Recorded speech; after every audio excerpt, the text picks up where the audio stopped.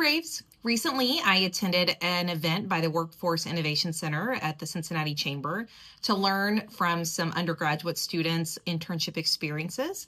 And I am about ready to share some wisdom with you today that will hopefully be helpful for all of you that are interning this summer or interning next year as undergrads.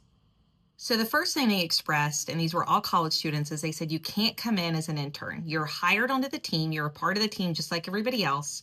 So don't come in at a level where you're just thinking, I'm just an intern. There isn't much I can contribute. Have the work ethic, have the professionalism, have the initiative, just like anybody else on that team. And don't just assume because you're an intern that your experience isn't valued, your opinion, and the projects that you're working on. This next one made me laugh, but it's really true. When you're at an industry, you're typically going to not call your coworkers Mr. and Mrs. or even your boss.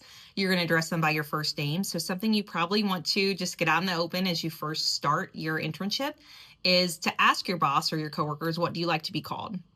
Because you don't want to be the only one in the office calling somebody Mr. or Mrs. Smith when actually their name is Tom or Susan, and you could just call them that anyway. The next tip I think is especially important because these are all places that you're interning that don't know you. They don't know your family. They don't know your history at Indian Hill. They know exactly what they see from the moment they meet you and moving forward. So what these college students expressed was the importance of first impressions, especially when you're a junior member on the team.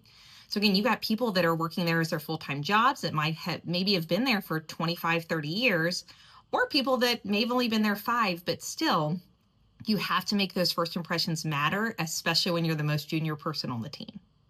Gen Z historically is not the best at asking for or receiving feedback based on research.